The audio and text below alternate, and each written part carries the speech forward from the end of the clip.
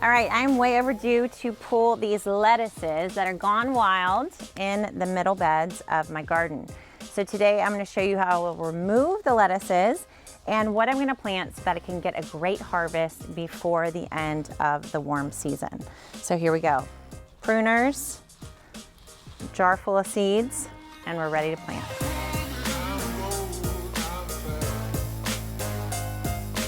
Hey there and welcome to Gardenary. My name is Nicole Burke and I'm so glad you're here, and I would actually love it if you stuck around. So if you haven't subscribed yet, what are you waiting for?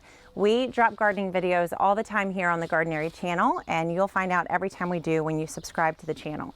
As soon as you do that, take a little screenshot of your subscribe button, email us at hello@gardenary.com, and we will set you up with a free gardening resource to keep you going. So today I'm going to take away the lettuces that have all started to bolt and get a little bitter, and I'm going to replant them with a warm season seed that's going to grow fast and be ready to harvest in the next 55 to 65 days. So to get started, I'm just going to have my pruners here.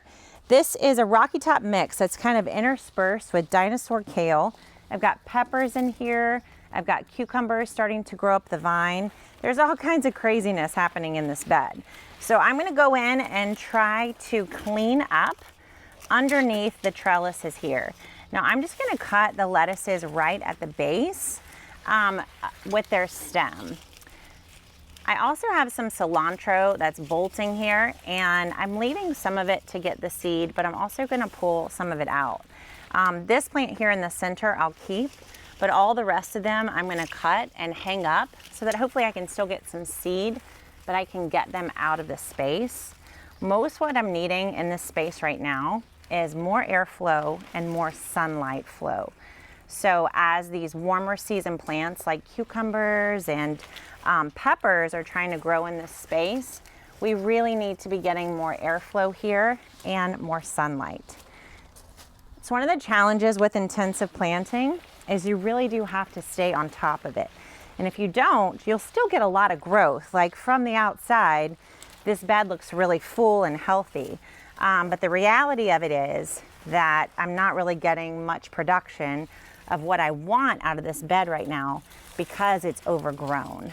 And it's got too much of what I don't want and not enough of what I do. So that's the first step, just literally coming in, cleaning out, taking out the lettuces, trying to get them just at the base of the plant rather than the whole root, so I don't disturb anything. Pull it out and then get ready to plant the next thing. Now what I found is one of the easiest things to put in here is some bean seed, bush bean seed actually. So pole beans are great too, but pole beans are going to take a little bit longer and obviously need a pole, thus the name pole bean.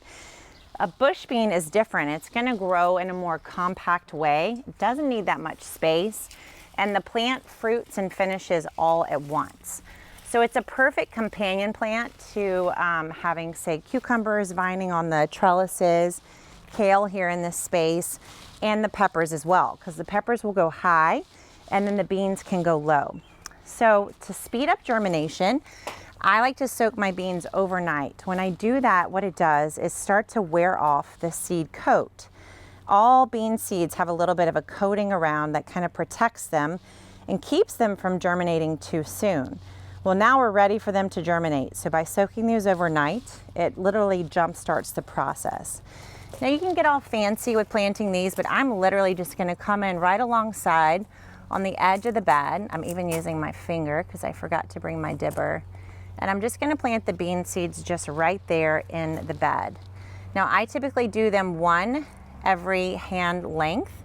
So it's about 4 or so inches. 4 or 6 inches works really well. And I'm just going to keep going all the way down this row.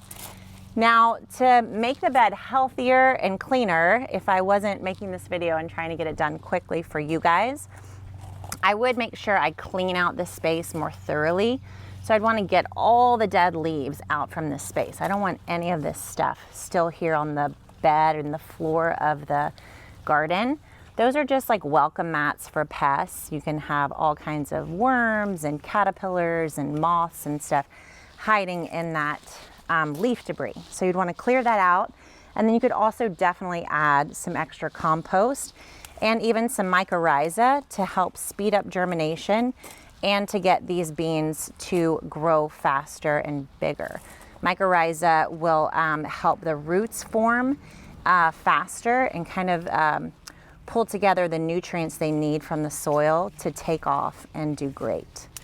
So that, my friends, is all there is. You could literally do this in an afternoon. Come in, cut out the plants that you want to take out that are overdue, and make space, room, clear whatever litters there on the bottom of the garden, add a little bit of compost if you want to, and then just pop those seeds right into the garden where you pulled the old plants. It's a dirty job, but somebody's got to do it. So my goal will be to clear all these lettuces. It's going to be a lot, but I can do them kind of successively, right? So I can do this side today. If I have another 10 minutes, say tomorrow, I can do that side. And then the next day I can do that side, and the next day I can do that side. So I can have all 4 sides cleaned out and planted in about 10 minutes a day over a 4-day period. And that, my friends, is how I'm transitioning from lettuces to beans in my kitchen garden right in the middle of the summer. So if you're looking for something to fill in the blanks, it doesn't have to be dirty, but beans are the thing. Let me see if I can pour this out and give you a better shot. These are the thing to plant right now. You'll get so much great production on bush beans, and you can literally keep planting them every few weeks in your kitchen garden. So out with the old, in with the new, time to keep growing. Thanks so much for watching the Gardenary channel. If you don't have a kitchen garden set up yet, you should definitely check out our Gardenary consultants. They are on the directory at gardenary.com. We've certified more than 500 garden coaches around the country to help you the Gardenary way in your own kitchen garden. So if you want to get started this season, there's no better time, and you can get help every step of the way with a Gardenary coach. So check them out at gardenary.com. Thanks so much for watching. I'll see you and your beans in my dirty hands later. Bye, guys.